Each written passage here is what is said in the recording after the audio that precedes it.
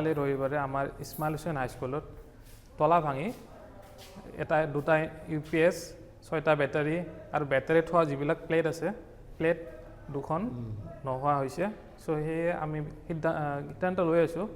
কোনে কৰিছে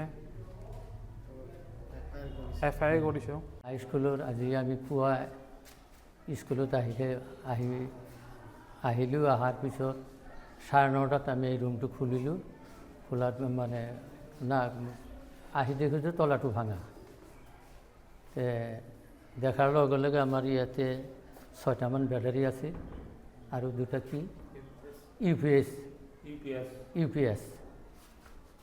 এইকেইটা বস্তু চুৰি লৈ গৈছে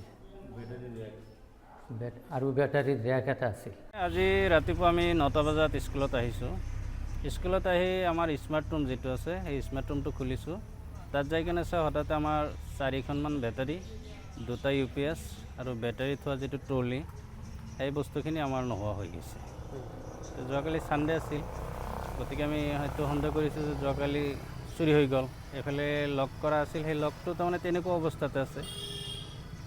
আমি আৰক্ষীৰ চকীত আহিছিলোঁ সন্তুলীয়া আউটপোষ্ট তাত আমি আহি ইজাহাৰ কৰিলোঁ গতিকে ইয়াৰ সঠিক তদন্ত কৰি আমাৰ এইটো সঠিক ব্যৱস্থা ল'ব লাগে ইয়াৰ আগে পিছেও মাজে মাজে এনেকুৱা ঘটনা হৈছে গতিকে ইয়াৰ আমাৰ উচিত তদন্ত লাগে আৰু দোষীক উপযুক্ত শাস্তি আমি বিচাৰিছোঁ যিকোনো খবৰৰ বাবে যোগাযোগ কৰক 7099017330 লগতে 7099017110 নম্বৰত